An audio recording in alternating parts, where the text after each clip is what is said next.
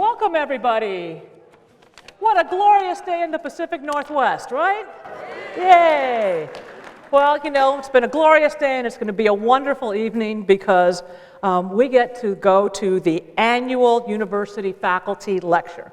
It's really one of my favorite days because we get to hear from some of our very, very best faculty, and today is no exception. It's my privilege and pleasure to introduce Professor Quintard Taylor. He's the Scott and Dorothy Bullitt Professor Emeritus of American History, and he's internationally recognized authority on Black history in the American West, producing over 40 years of seminal research on African Americans in the Pacific Northwest. Each year, the Faculty Lecture Award serves as our faculty's opportunity to celebrate and share the outstanding work of one of their peers. This really is the highest prize or honor that we can give to one of our faculty because it doesn't come from an administrator like me. It comes from, well, I'm actually a peer too, but it comes from all your peers. And it really is, I mean, I have been on the committee before. We have fabulous faculty, and this is the cream of the cream. This year's lecturer is a researcher whose impact is absolutely undeniable. His work goes beyond the relatively few names that tend to dominate the narrative. When you think about the American West, you will be hearing names that aren't normally coming to mind. His work has served to deepen and expand our understanding of Black life and history, creating new opportunities to reframe our understanding through the lens of equity and inclusion. His lecture this evening is a window into his extensive database, BlackPast. And I really do urge people to go on. I mean, you name it, and you will have a chance to explore it. It's a fascinating and unprecedented collection of materials on African American history. Now, tonight, specifically, he's going to focus on the lives of 6 African American women whose stories you probably don't know, but we really all should know them. Opportunity to learn about the role technology can play in changing the narrative of African American history. He has really used, this technology to make lives accessible to all of us, lives that we probably should have studied when we were in 3rd and 4th and 5th grade, but we didn't. But you always have an opportunity to go back and learn about them again. So be prepared to have your assumptions about Black history and its experience challenged. Quintard earned his BA from St. Augustine's College in Raleigh, North Carolina, and his MA and PhD from the University of Minnesota. He's published more than 50 articles, and he's the author or co-author of several books, including In Search of the Racial Frontier, African Americans in the American West, 1528 to 1990. He's a leading voice in Seattle and the Pacific Northwest, working to update our conception of history to reflect and acknowledge our diverse past in service of an equitable future. Please welcome your university faculty lecturer, Professor Quintard Taylor.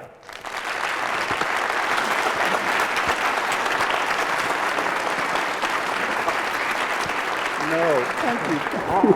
That was wow. Thank you all for coming.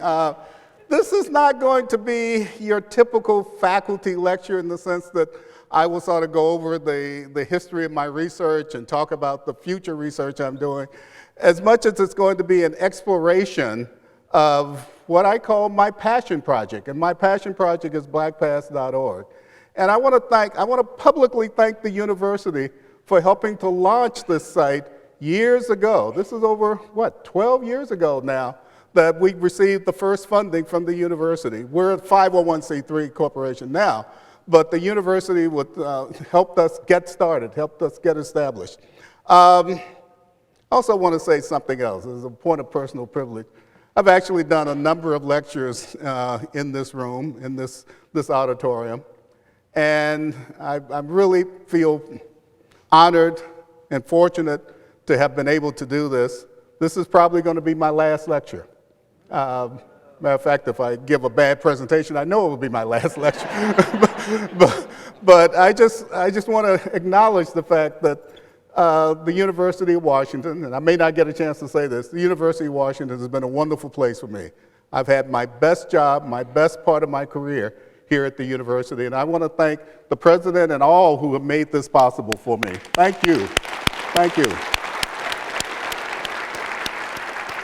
As I said, this is not going to be your typical university lecture in the sense that we focus on academic subjects, except that this is an academic subject. As you know, we have BlackPast.org, which is a 6,000-page website on African American history. Indeed, it's the largest on the internet, according to Google, that focuses exclusively on African, well, I won't even say exclusively on African American history, that focuses on African American history and the history of people of African ancestry all around the world.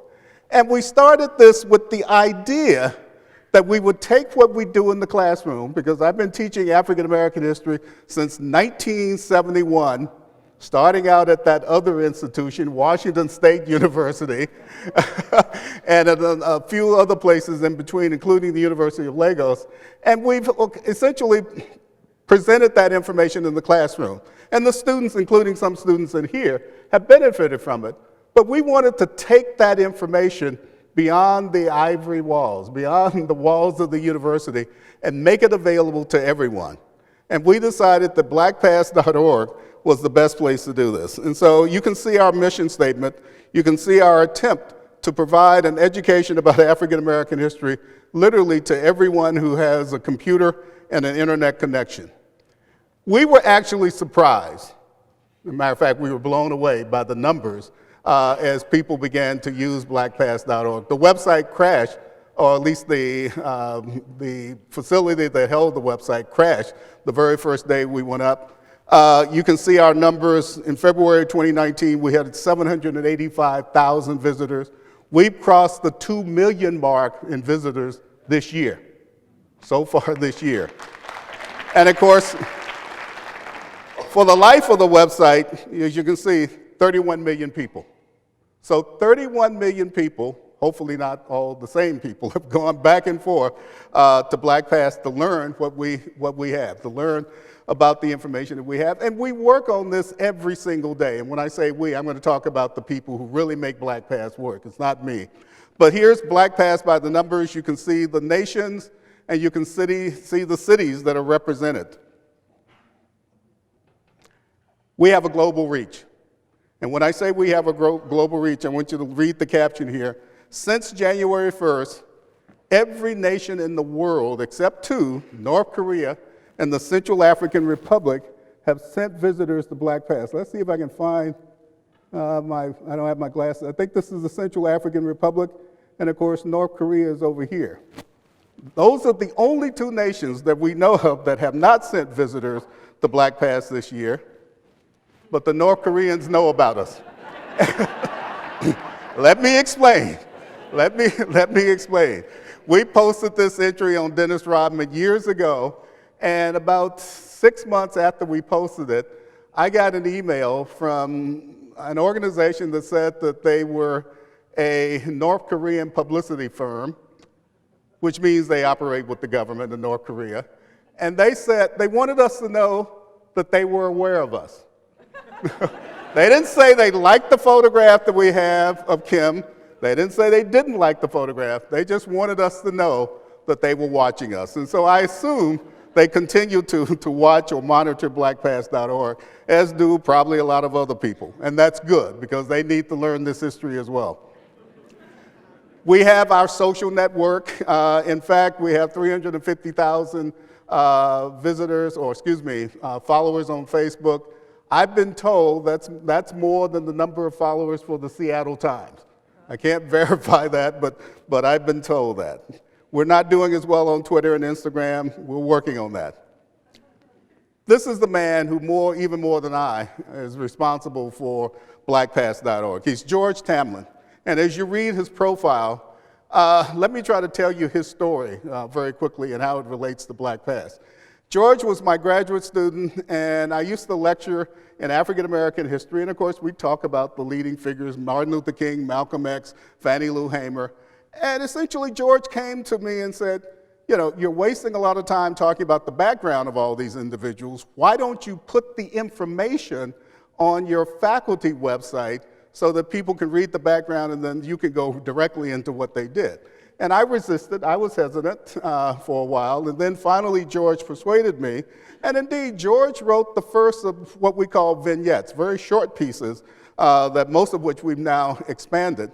And that got us started with BlackPast.org. So he put the information on our faculty website, and for about a year, I forgot about it. I didn't think about it. And then in 2005, I got an email from a young lady, and it sort of seemed, the way she wrote, it seemed that she was a high schooler, and she said, I have these 10 questions on African American history, and I want you to answer those questions. And I wrote back and I said, I'm not going to answer 10 questions via email. Come in during my office hour and we can talk about it. 24 hours later, she wrote back and she said, I can't come to your office during your office hours. I live in New Zealand. And it was at that point that we realized two things. Number one, we hadn't gated the website. We hadn't limited or restricted it to the University of Washington. But number two, there really is a World Wide Web, that information really was going all around the world.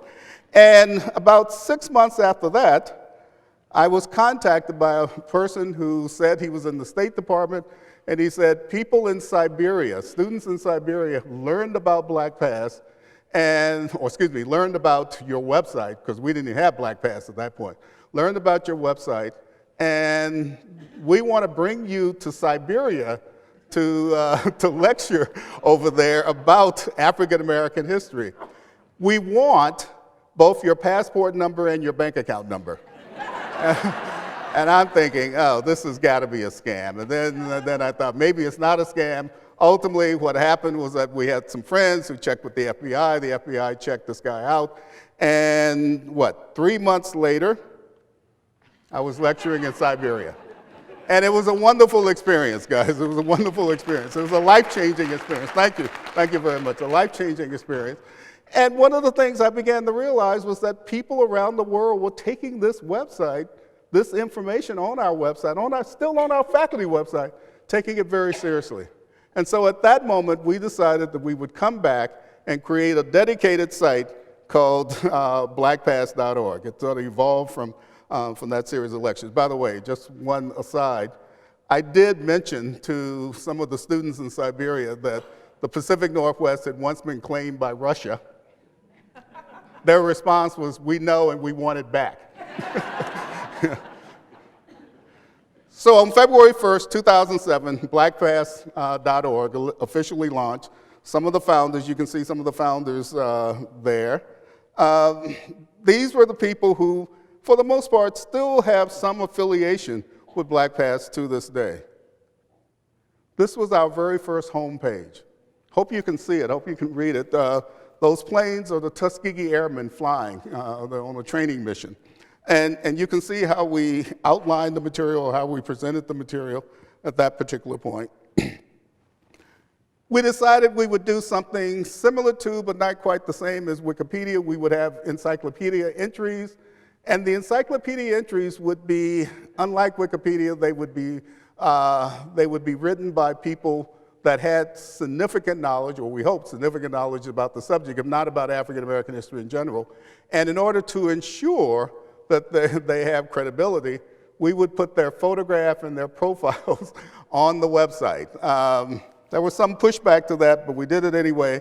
And the encyclopedia articles began to flow and flow and flow and flow. At some point, we decided also that we were not simply going to do African American history, that limits us, that indeed the Black experience in the United States is connected to African experiences of people of African ancestry all around the world. And so our website connects to people of African ancestry, or people from Africa and America who have done things in places as remote as, well, I shouldn't say as remote, places like China, places like Russia, places like Indonesia, even Iceland, Sweden, and on and on. I would dare say, I'm not going to take time to ask people to raise their hands, unless somebody is in here from Lithuania, then every nation in the world that we can imagine is connected somehow or another to BlackPast. Now, why do we do this? because we want you to understand, and going all the way back to the mission statement, we want you to understand how we're all connected. We tend to think of African American history as something separate. We tend to think of African Americans as something separate. We're all African American. We are all connected in terms of our history, in terms of our culture, in terms of the experiences of the world. And that's what BlackPast attempts to try to promote. Now, anyway, the international aspect, you can see Thomas Alexander Dumas, the father of Alexander Dumas. You can see, and this is a person I'm sure you haven't heard of, Abram Petrovich Hannibal, the great-grandfather of Alexander Pushkin. In other words, this is information that most people are not aware of, but we want to make sure that everyone is aware of it for BlackPast.org. Our list of contributors. We have over 800 contributors from 6 continents. Let me repeat that, 800 contributors from 6 continents. In other words, people from around the world have decided that they want to participate in this project. Obviously, there are a lot of University of Washington students. There are University of Washington faculty who participate. A couple of them are here. Would you guys mind standing up? I'm going to embarrass them.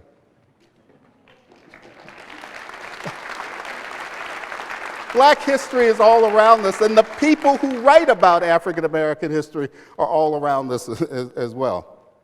And of course, we're always looking for new volunteers. We've gone international in terms of our volunteers. These are 2 volunteers, one from Paris, the other from Tokyo, which gives you an idea of the range. And of course, I'm going to have my friend down here stand again. This is Dwayne Mack, who wrote the Freedom Rides. 311,000 people have read that entry. Think about that, 311,000 people have written that entry. I wish I could write a book that 311,000 people purchase it. James Banks, can I embarrass you? Stand, please stand. Jim Banks wrote a piece.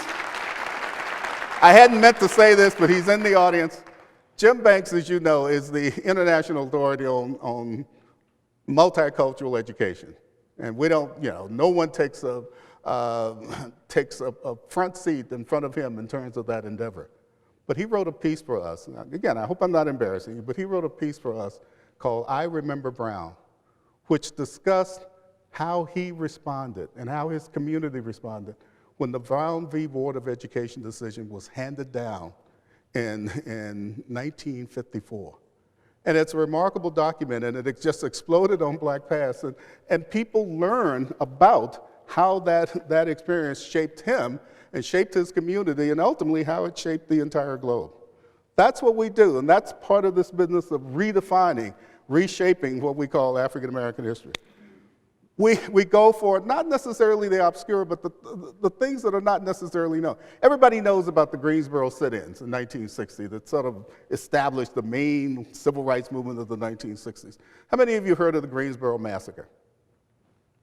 Wow, more people than I imagined. There were Klansmen in Greensboro, North Carolina in 1979 who were literally threatening an African American community, a housing project.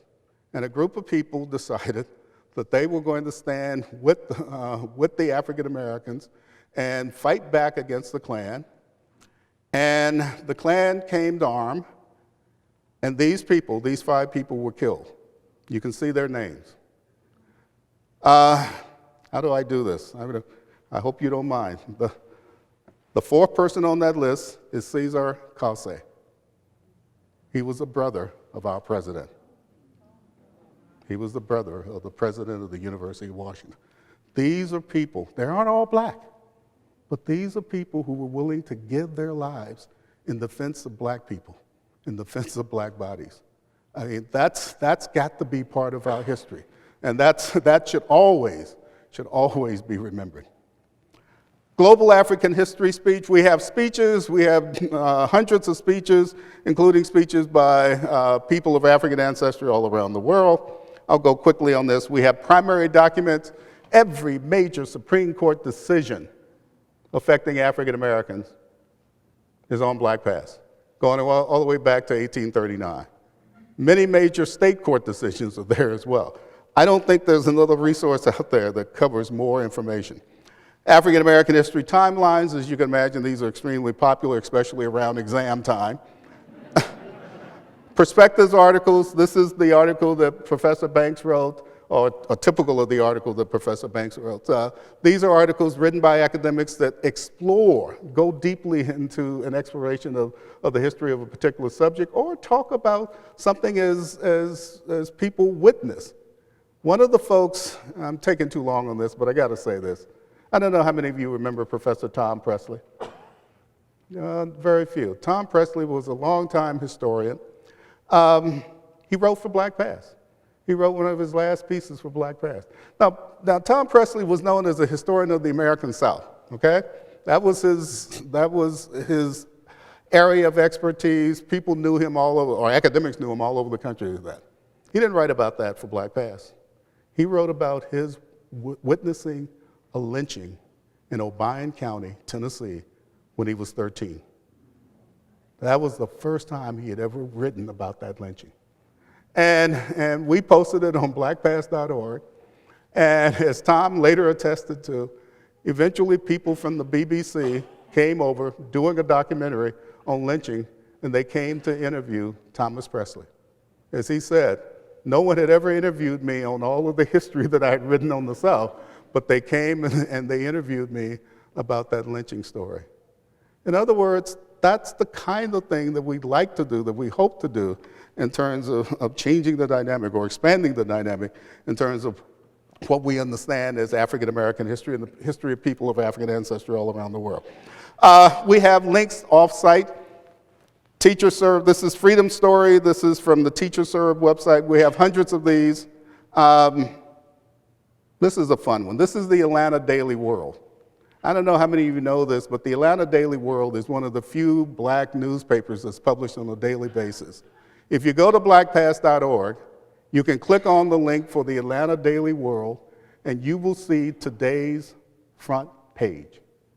And you can do that for almost 120 other black newspapers all across the country. If you want to know what's going on in Black America in real time, go to BlackPast. We've done the same thing for the major African newspapers. This is the Journal of the Angola. This is the major newspaper in Luanda, Angola. You can go to the website, you can click on there, and you can see essentially the information. If you read Portuguese, you can see the information that's going on, the information that's being presented about the goings-on in Angola today. The Charles Wright Museum, one of the leading black museums in the country, we link to all the major black museums, including the Smithsonian, the African American Museum at the Smithsonian. We link to international or non-US museums like the House of Slaves Museum at Gorée Island. How many of you have heard of Gorée Island? Oh, wow, I'm impressed. Gorée Island is famous because it has the door of no return. And the door of no return, to give you a quick explanation, this is the portal. You can see it here. Let me use the pointer. This is the portal through which literally thousands of black enslaved people were taken from Africa and brought to the New World. And that's why they call it the door of no return. And you can go to the various websites of these various museums, and you can be introduced to these places, and hopefully you will go to these places on your own. We have links to all of the major historically black universities and colleges. I'll go through this quickly. Of course, this is an old version of Facebook, our BlackPast Facebook page. You can see we didn't have very many people then. And BlackPast Twitter. And essentially, that's our connection. That's the attempt to try to connect BlackPast to all the relevant sources all over the country and indeed all around the world. We are a global enterprise in that regard. We want to bring together, in one place, in one space, all of the major information about the black experience. Whether it's about the black experience in Alabama or the black experience, I don't know, wait for it, in Armenia. Yes, there are people of African ancestry even in Armenia. So this is what we do. And what I'm going to do for the rest of the hour, I don't want to bore you guys, what I'm going to do for the rest of the time is to talk about those 6 black women that we analyze. And why do we talk about 6 black women? Because black women are the most underrepresented in terms of African American history. And these women are even more underrepresented than the typical black women, that some of which you've heard of. I don't know, I won't know how many of these folks you've heard of, but we'll work our way through them and we'll try to talk about why they're significant. The one common theme, the one common denominator is that each one of them is profiled on BlackPast.org. And I can guarantee you this, there will be a lot more women like this profiled on BlackPast.org in the future. Let's start with Isabel de Oliveira. How many of you have heard of her? Good. because Isabel de Oliveira is not a well-known person in terms of African American history or the history of people of African ancestry around the world. She was a founding settler of Santa Fe, New Mexico in 1600. And you can see from the affidavit, and you can read her statement, she is a free woman, and she is concerned about her safety. She's concerned about racial discrimination. She's concerned about enslavement, even in 1600. But what you should also note is the year. We usually start African American history with what? With 1619. This is 19 years before 1619. Isabel de Oliveira allows us to completely reconceptualize African American history. It doesn't begin in Jamestown. If you don't remember anything else, remember that. It does not begin in Jamestown. It begins with Spanish-speaking black people who come north from central Mexico, and they settle in a whole host of places in what we call the American Southwest. Now, why do we talk about this? Because one of the great unknowns in terms of Mexico is the huge mulatto, black and mulatto population that emerges in New Spain. New Spain is essentially what we call Mexico today. And you can see the numbers. You can see this is 369,000 people. These are people who are in every community in New Spain, including the communities on the frontier. And we have some evidence to believe that many of these people came to the frontier for the same reason that African Americans would come to the frontier in the 1870s and 1880s, because the frontier represented freedom. But here's a couple of scenes of some of these people, some of these mixed blood people who emerge. And of course, this is a table that suggests the percentages of blacks and mulattoes in these various places. These are the cities of the Southwest, or what we call now the Southwest. And I can tell you, every one of these cities lists a larger percentage of black folks, maybe except San Antonio, a larger percentage of black folks at that moment than live in those cities right now. And of course, Los Angeles is the great exception in the sense that the majority of people who founded Los Angeles were people of African ancestry. It's not seen in this diorama, that's an artist's impression, but 56% of the founders of Los Angeles in 1781 were black folks, or people who looked like me. They were Spanish speakers, culturally they were Spanish, and of course many of the others were Indian. And the people that we call Spaniard, that is the people who were originally from Spain, were actually a distinct minority. Think about that when you think about the creation of the second largest city in the country. We'll move quickly. Bridget Biddy Mason. Biddy Mason is a slave who becomes an enslaved person who becomes free. And she becomes free in a very interesting way in the West because she is a slave of members of the LDS Church. How many of you even knew that the LDS Church had enslaved people? But yes, they did. This is an enslaved couple on the left.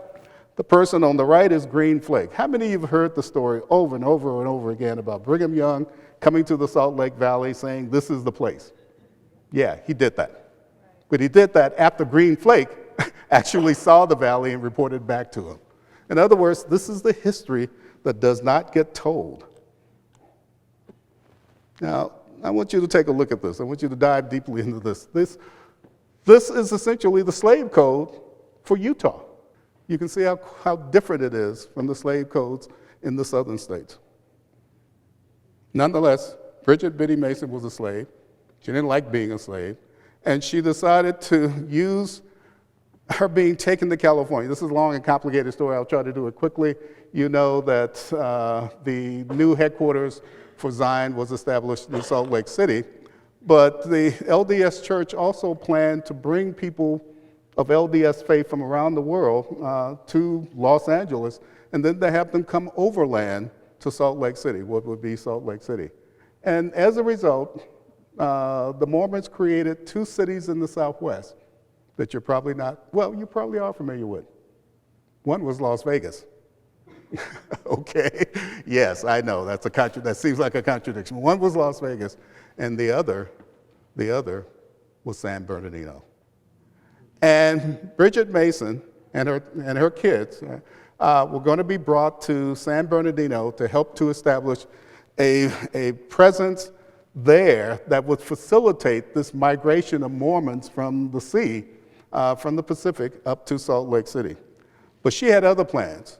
She had decided, or she had heard, that California was a free state, and as a result, she decided to challenge her master, quote unquote, for her freedom. Long story short, she eventually escaped with her kids. She was brought before a judge in Southern California, actually a judge from the South, Judge Benjamin Hayes, and on January 19th, 1856, he ruled that Mason and all of her children were free. Now, you know, we know something about the Dred Scott decision that comes in 1857. Things might have been different, but at this point, Mason is a free woman. This is the Bridget Biddy Mason Memorial in downtown Los Angeles, across the street from the Ronald Reagan Courthouse. It's literally in downtown, but it's where the Mason homestead was, and this is where the story gets interesting, because it doesn't stop just with her freedom. She becomes, if you will, a beneficiary of the rapid growth of Los Angeles in the latter part of the 19th and early part of the, latter part of the 19th century. We'll go through these very quickly. This is the Mason homestead. This is Mason and her family on their front porch in 1875. She's a free woman now. She's a grandmother now. But she owns valuable real estate, and it becomes valuable essentially because Los Angeles grows rapidly. And she becomes eventually very wealthy. Not a millionaire, but very wealthy. And one of the things she does with her wealth is to create what will become the premier black church in Southern California, even to this day, First African Methodist Episcopal Church.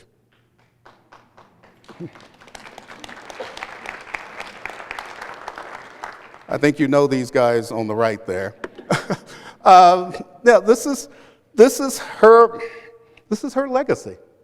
This is a slave woman. This is a woman who literally walked behind cattle from Mississippi up to Illinois, and then from Illinois to Iowa, and then from Iowa over to what we now call the Salt Lake Valley, and then walked again down to Southern California. But in Southern California, she gained her freedom.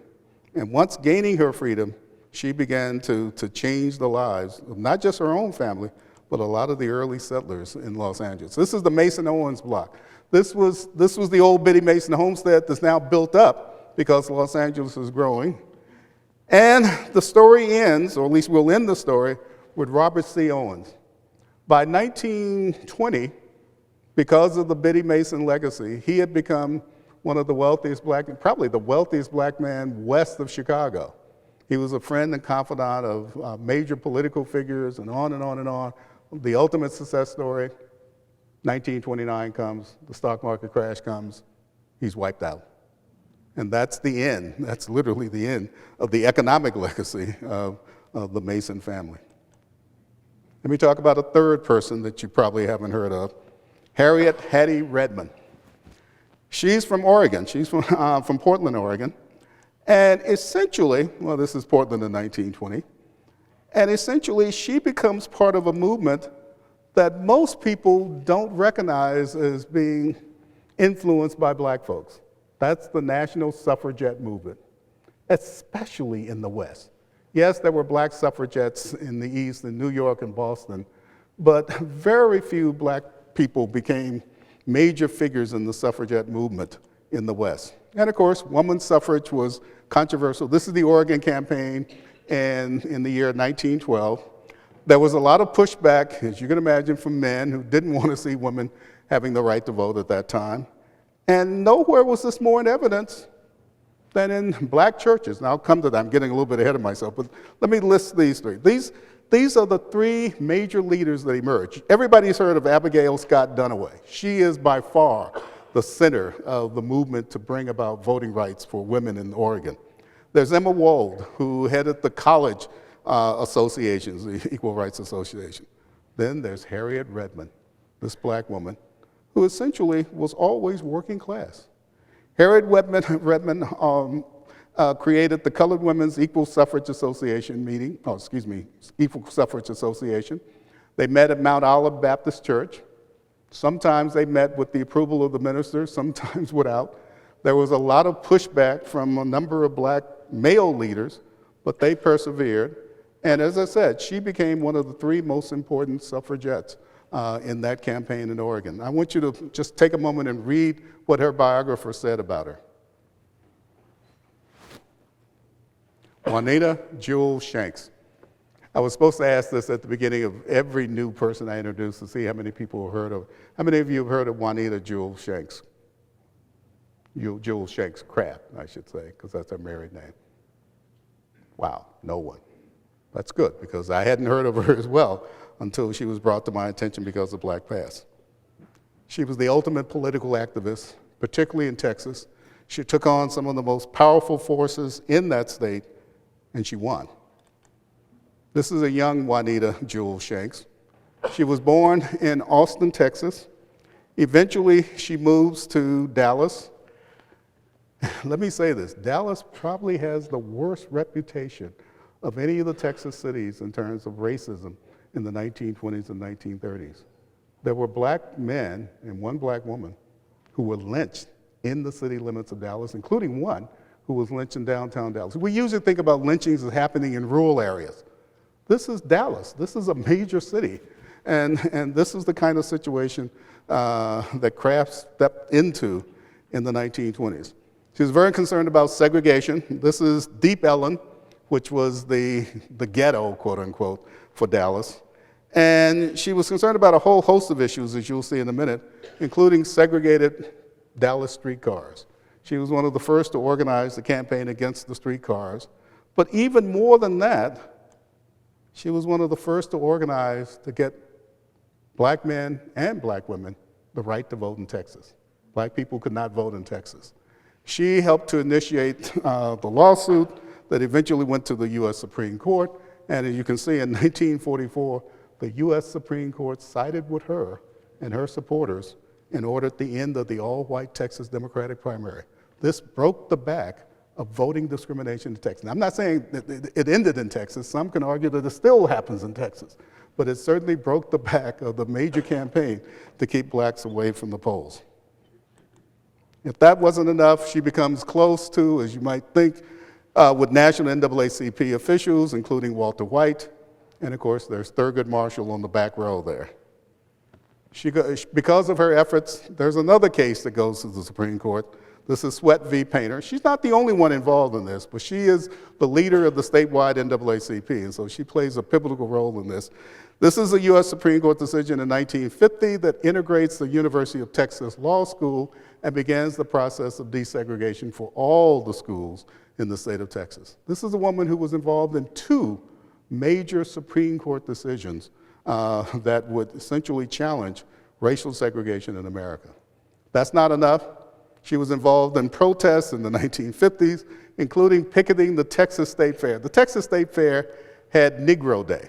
In other words, black people could go only on one day of the week, and she challenged that. She and others protested that.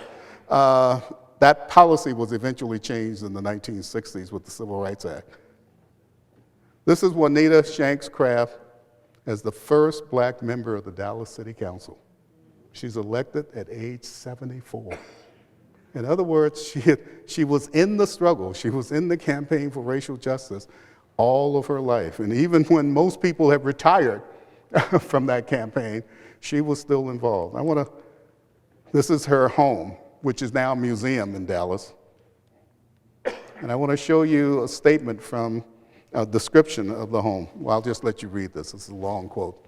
I'll just step back for a minute and let you guys read it. I want you to think of the larger theme. These are people that we don't know about who changed the world.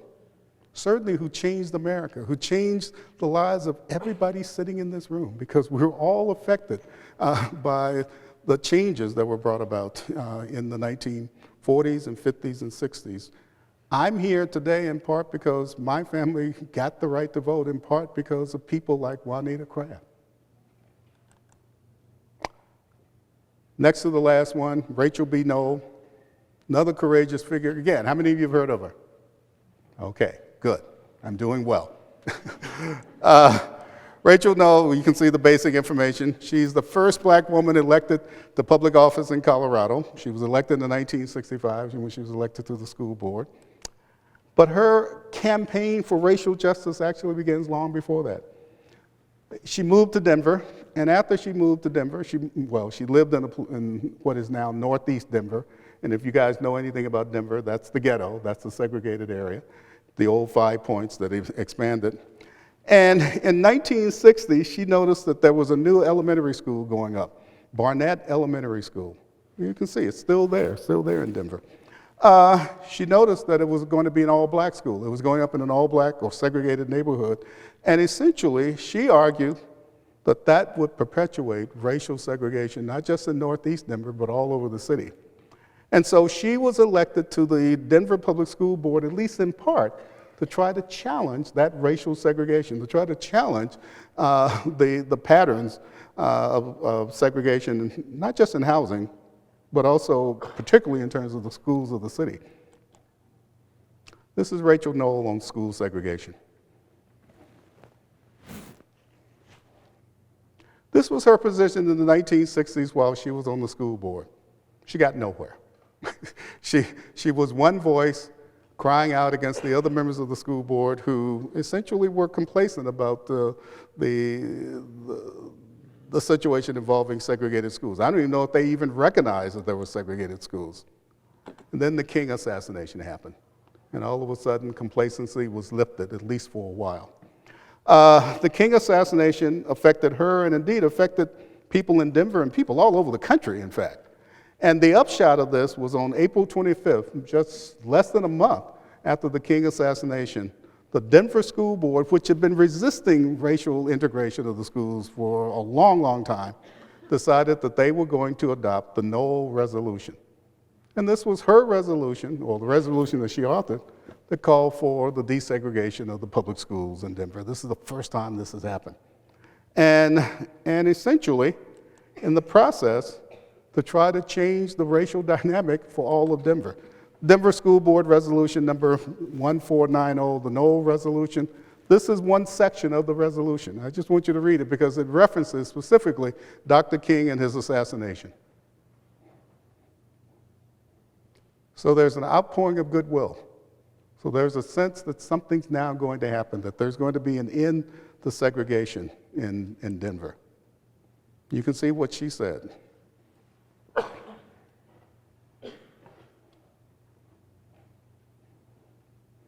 I love that last sentence. In those times, 1968, there was a feeling of high morality across the country about consideration of black people and all the wrongs against our schools and our children.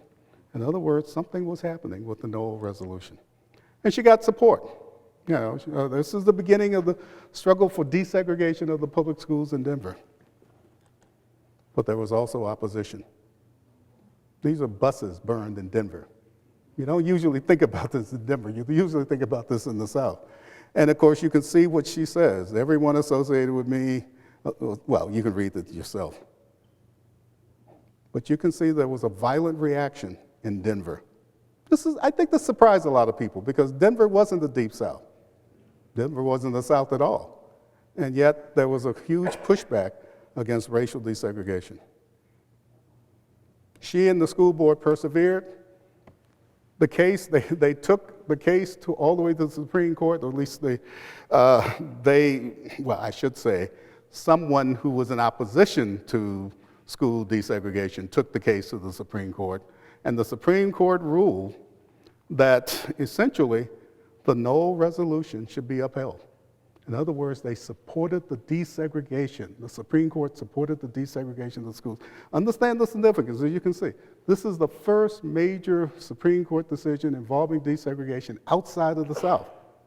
And so it looks like there's a lot of momentum here. The Supreme Court has spoken. The Lowell legacy continues. This is very small print. I'll try to read some of this to you.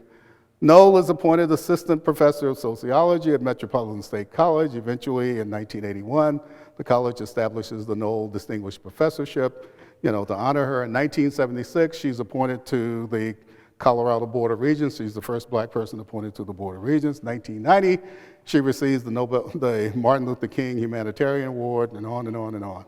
1996, she's inducted into the Colorado Women's Hall of Fame.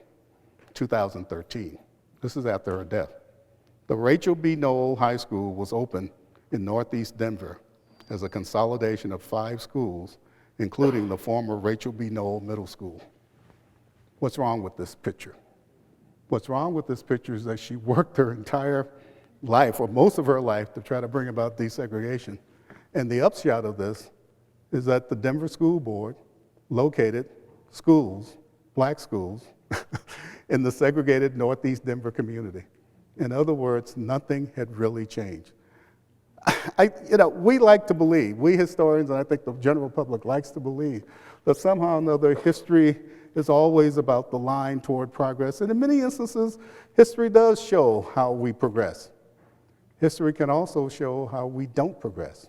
History can also show how efforts, no matter how noble they are, sometimes end up in failure, or sometimes end up in situations that we didn't anticipate. The Noll High School is a segregated high school. It is 96% black and Latino. And so this is just the opposite of what Rachel Noll had hoped to achieve. The last one, guys, Carolyn Downs. Carolyn Downs is local. How many of you have heard of her? Okay, good. Carolyn Downs is, as you're going to see in a minute, very significant for us. She's a Black Panther. She's a very young woman. She didn't live very long, as you're going to see in a minute. She was born in Texas. I think there were 18 people in her family. The family moved to Seattle during the 1960s, the early 1960s, at the height of the civil rights movement that was taking place in this community. How many of you know there was a civil rights movement in Seattle? Okay, a few more people. A tumultuous time in Seattle, we might add.